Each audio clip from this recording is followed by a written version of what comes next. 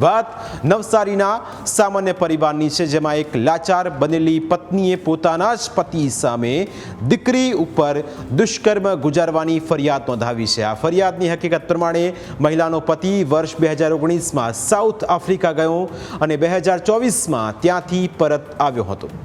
આફ્રિકાથી ઘરે પરત આવ્યા બાદ તે સતત 14 વર્ષની દીકરી સાથે છેડતી કરતો। તેની દાનત ખૂબ જ ખરાબ રહેતી। જ્યારે પત્ની નોકરી ઉપર જતી ત્યારે એકલતાનો લાભ લઈને પિચાશી પિતા પોતાની 14 વર્ષની દીકરીને હવસનો શિકાર બનાવતો। વિકૃત માનસિકતા ધરાવતા આરોપીએ તારીખ 9, 10 અને 11 મે 2026ના રોજ વારંવાર દીકરી ઉપર દુષ્કર્મ આચર્યું। ચોંકાવનારી વાત તો એ છે કે નરાધમ પિતા પોતાનો ભાંડો ન ફૂટે તે માટે દીકરીને ગર્ભનિરોધક ગોળીઓ પીવડાવતો અને જો આ વાત કોઈને કરશે તો જાનથી મારી નાખવાની ધમકી પણ આપતો।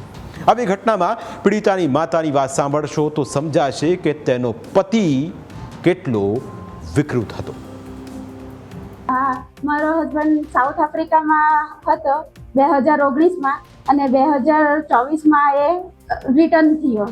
2024 પછી મારી દીકરીને છેડતી કરતો હતો, પણ મે મહિનામાં જ્યારે હું નોકરી પર જાઉં છું એટલે મે મહિનામાં સતત 9, 10 અને 11 3 દિવસ મારી દીકરી સાથે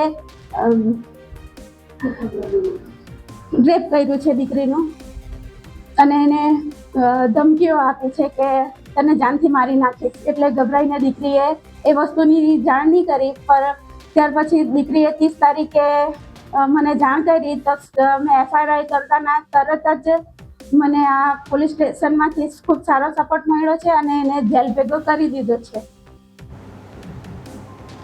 પોતાના જ પિતાએ દુષ્કર્મ આચર્યાની વાત જ્યારે સગીરાએ પોતાની માતાને કરી તો માતાના પગ તળેથી જમીન સરકી ગઈ।